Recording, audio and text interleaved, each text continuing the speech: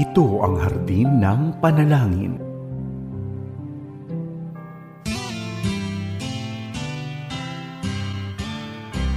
May harding mapananalanginan, doon si Jesus naghihintay.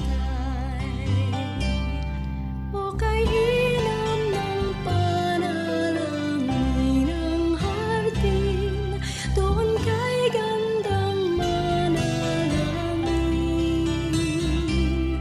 Tayong natutulog sa luklukan ng Diyos sa hardin ng pananalangin. Isang pinagpalang Sabado sa iyo, kaagapay. Binabati kita ng isang umagang puno ng pag-asa, pagpapala mula sa ating mabuting Panginoon. Muli, welcome sa programang Hardin ng Panalangin at ihandog natin sa Diyos ang unang bahagi ng ating araw para manalangin at mag-aral ng Kanyang mga salita. Muli makakasama mo ako sa kalahating oras ng prayer and devotion. Ako po si Pastor Ronald Llobrera at kami po ay sumasa inyo mula rito sa One Corporate Center sa Ortigas, Pasig. Hatid pa rin ng 702 DZS FEBC Radio TV, Agapay ng Sambayanan. Kami din po ay nagbabroadcast sa Channel 185 ng Signal Cable sa pakikipagtulungan ng GCTV, sa Facebook Live at YouTube ng DZS, ganun din sa 702 DZS app. Ako po ang inyong hardinero mula Biyernes hanggang Linggo at nagpapatuloy po ang Hardin ng Panalangin mula Lunes hanggang Linggo. Bago po ang lahat, lapit muna tayo sa presensya ng Panginoon sa ating opening prayer. Tayo pong lahat ay manalangin. Panginoon, sa oras pong ito, tinataas namin at tinadakilan namin ang iyong pangalan. Maraming salamat sapagkat kayo'y hindi nagbabago kahit pa sa napakadaming pagsubok at kaguluhan ngayon ang nararanasan ng aming bayan, ng aming gobyerno. Panginoon, Lord, nananatili po kayong tapat, Panginoon.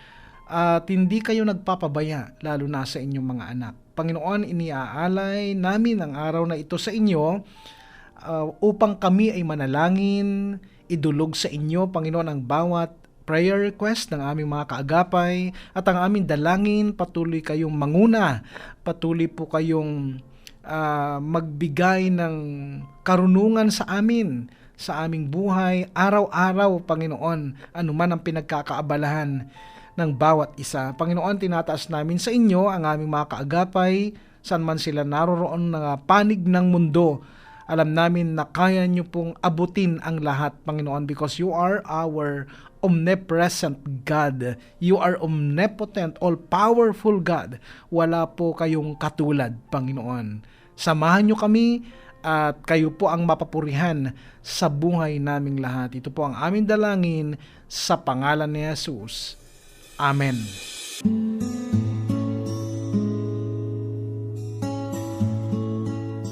Napapakinggan mo pa rin ang programang Hardin ng Panalangin. Muli ako po si Pastor Ronald Llobrera. At upang mas mabiyaya ang ating prayer time, kaagapay, maaari mong i-comment ang iyong mga panalangin kahilingan sa Panginoon dyan po sa ibaba sa comment section. Gagawin natin ang lahat ng ating makakaya upang maisama yan sa ating prayer time maya-maya.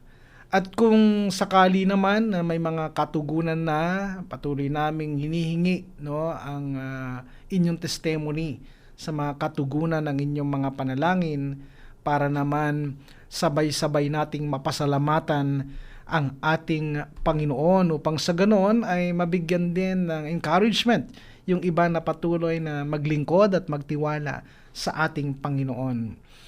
Para sa ating pag-aaral ng salita ng Diyos, umagang ito, kaagapay, samahan mo ako at pag-usapan natin ang tungkol sa kapangyarihan ng salita ng Diyos. Ang sabi po sa Aklat ng mga Kawikaan, Kabanatang 29, Talatang 2, kapag matuwid ang namamahalang bayan ay nagsasaya, ngunit tumatangis ang bayan kung ang pinuno ay masama. Marcos, Kabanatang 10, sa mga talatang 42 hanggang 44, kaya't pinalapit sila ni Jesus at sinabi, alam ninyo na ang mga itinuturing na pinuno ng mga Hintil ay namumuno bilang mga Panginoon sa kanila, at ang kagustuhan ng mga nasa kapangyarihan ang siyang nasusunod. Ngunit hindi ganyan ang dapat umiral sa inyo. Sa halip, ang sino man sa inyo na nais maging dakila ay dapat maging lingkod. At ang sino mang nais maging pinuno ay dapat maging alipin ng lahat. Kaagapay, ang pag-aaralan natin ngayong umaga ay kung ano at papaano gumawa at kumilos ang Diyos sa ating mga buhay. Sapagkat ang isa sa pinakamahalagang bagay sa ating buhay ay yung alam natin kung papaano kumikilos o kumilos ang Diyos sa atin. Halimbawa sa mga magulang, paano lumapit ang ating mga anak sa atin. Yun bang alam mo na kung ano ang kailangan niya, lumalapit pa lang siya sa iyo. Mga anak, ano ba ang ginagawa ninyo kung kayo'y may kailangan sa inyong mga magulang? Alam mo kaagapay, ganun din. Bilang tao,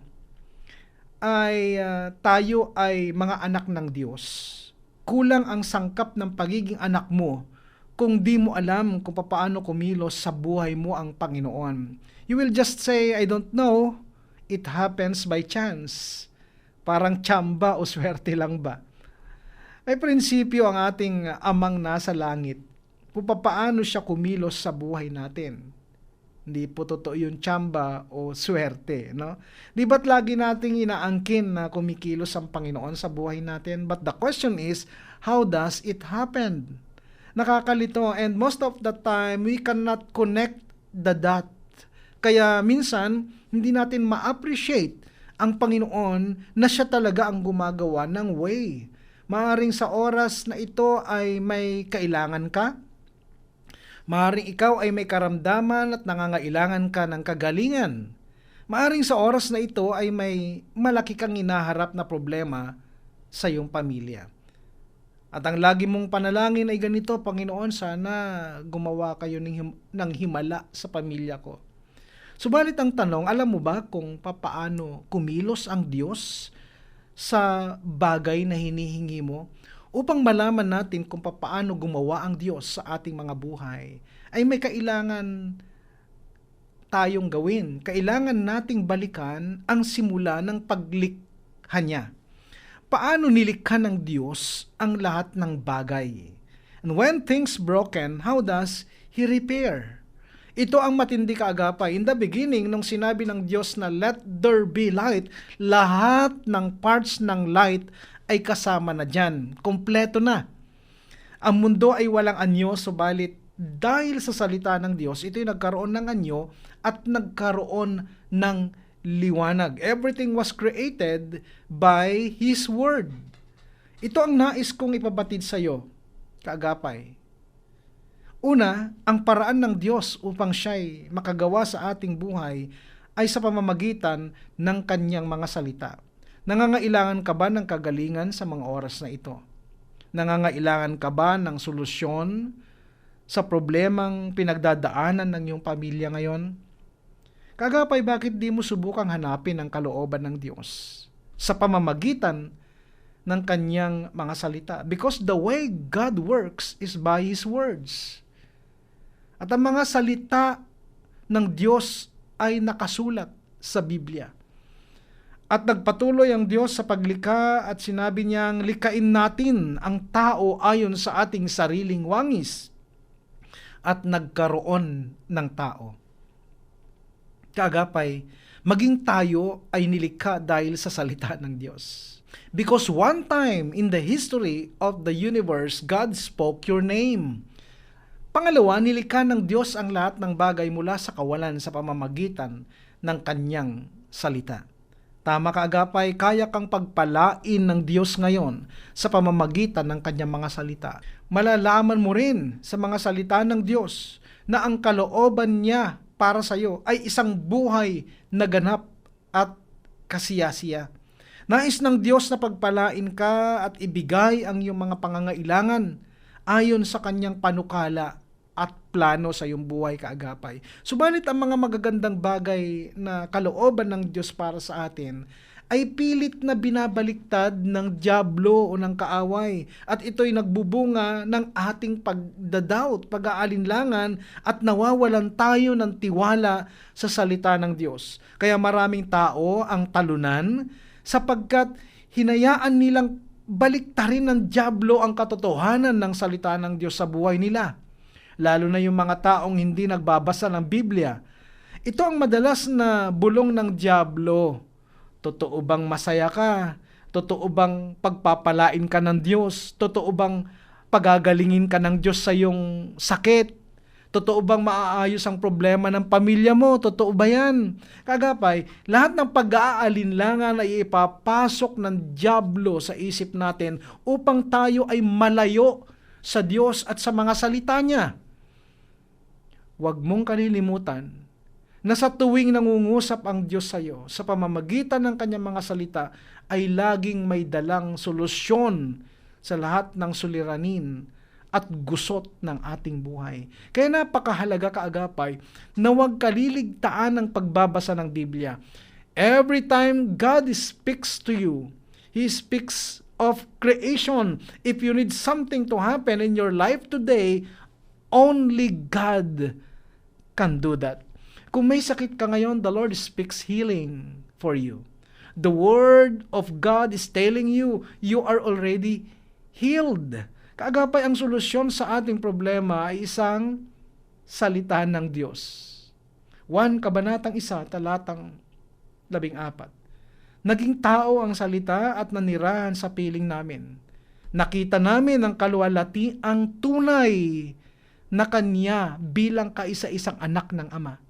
Siya ay puspos ng kagandahang loob at ng katotohanan. Tandaan natin to, ang salita ng Diyos, ang Diyos ay puno ng katotohanan. Manampalataya tayo sa Kanya sa lahat ng aspeto ng ating buhay, ipagkatiwala natin sa Kanya. Sa Diyos ang papuri.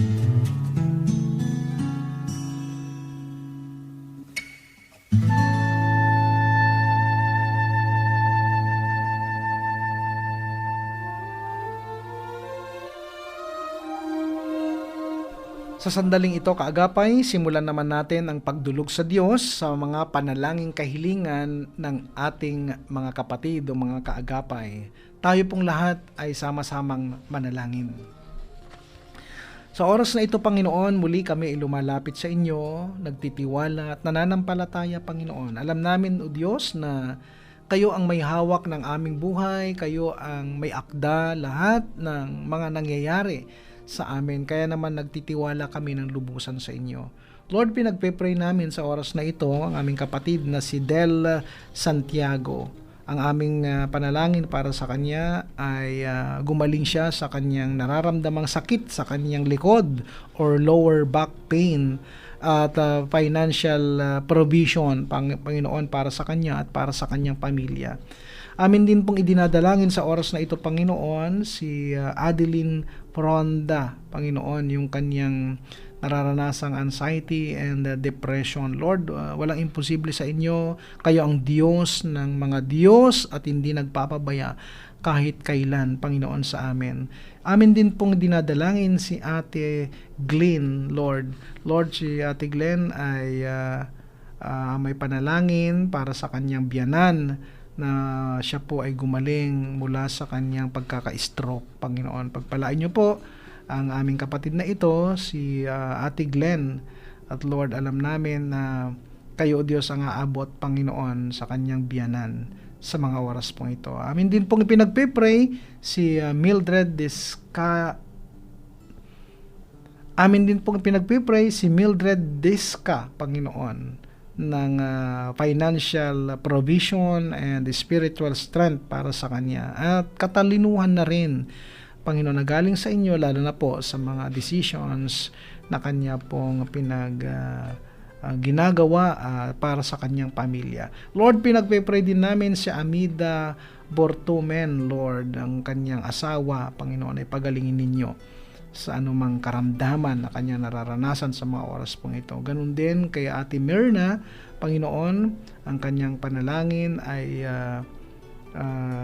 si Jerry, Lord, at alam namin, Panginoon, na ihipuin nyo siya upang sa ganon makapag-settle doon sa mga usapan nila, Panginoon, tungkol po doon sa mga bayarin, Panginoon. Lord, pinagpipray din namin si Rosie Santos, yung kanyang anak, Panginoon, na nasa ospital, ay inyo pong pagalingin, at kung siya man ay makalabas na, maging maayos po ang kanyang blood pressure, at ganun din, pinagpe-pray din po yung pinagbubuntis niya na baby, Panginoon, at alam namin na kayo po, O Diyos, ang magbibigay ng provision din sa kanilang pangangailangan. Ganun din kay Cruz Chloe, Lord, pinagpe-pray namin na kayo, O Diyos, ang mag-provide, Panginoon, financially, Panginoon, sa pamilya niya, kay Eileen, at spiritual growth na rin, Panginoon, para sa kanila.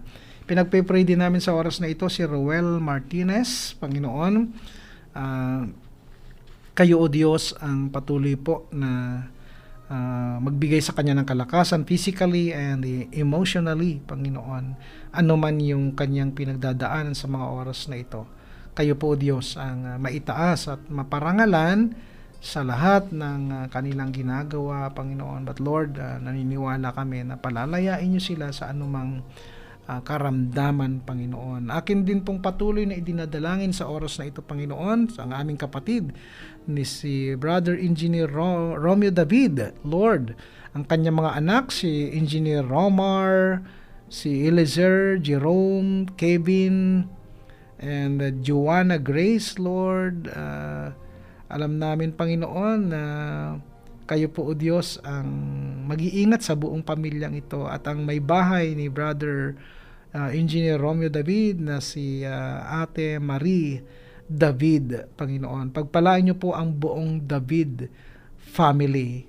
Maraming salamat po, at patuloy ko itinataas din sa iyo, Panginoon, ang aming mga kamanggagawa, lalo na po ang aming kamanggagawang Pastor Doland Akda, Panginoon. Sa mga oras na ito ay may karamdaman, at siya po ay nasa ospital dyan po sa Canada, Panginoon. Lord, ang inyong pagpapagaling, Panginoon, ang siyang kailangan ng aming kamanggagawang ito, Panginoon. I-bless niyo po ang kanyang pamilya, i-provide niyo ang kanilang pangangailangan, lalo na po sa gamutan, Panginoon, ni Pastor Doland Akda. Panginoon, pinagpe-pray ko rin sa inyo si Sister Veronica Barion ng Philippine Bible Society. Pagpalain niyo po si Ma'am Veronica, lalo na po yung kanyang trabaho as marketing head ng Philippine Bible Society. Panginoon, i-bless niyo po ang kanyang trabaho.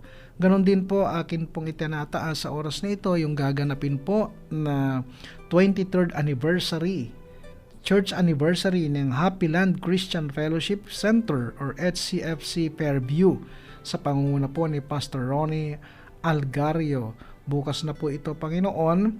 Pagpalain niyo po ang celebration na ito, at i-bless niyo rin po ang inyong lingkod na siya pong gagamitin sa Word of God sa araw na ito, Panginoon, ng kanilang celebration ng 23rd anniversary. Panginoon, maraming salamat po, at pinagpe-pray ko rin, Panginoon, si Pastora Cecil Enriquez. Bless niyo po ang ministry na hinahawakan niya bilang pastor ng Jesus Saves Ministries and yung women's ministry sa Guagua, Pampanga. Ganon din kay Tita Abby Dailo, Panginoon. Pagpalain niyo si Tita Abby sa lahat ng kanyang ginagawa, yung mga source of blessing niya, Panginoon, ang mga munting business, Panginoon, na pinagkatiwala nyo sa kanya. Ganon din, pinagpipray ko ang kanyang pamilya, ang kanyang mga anak, maging ang kanyang mga apo, Panginoon. Kayo po patuloy na magbuklod sa kanila sa isang pagmamahal at maging pundasyon ng kanilang buong pamilya, ang buong Dailo family. Panginoon, maraming salamat sapagkat hindi po kayo nagkukulang sa aming lahat. Kahit po kami ay nagkukulang, minamahal nyo kami at patuloy na pinagpapala, Panginoon. At alam namin natutugunin ninyo ang mga panalangin ito ayon lamang sa inyong banal na kalooban sa aming mga buhay. Maraming salamat po. Pinapupurian ka namin at dinadakila sa pangalan ng aming Panginoong Hesus. Amen.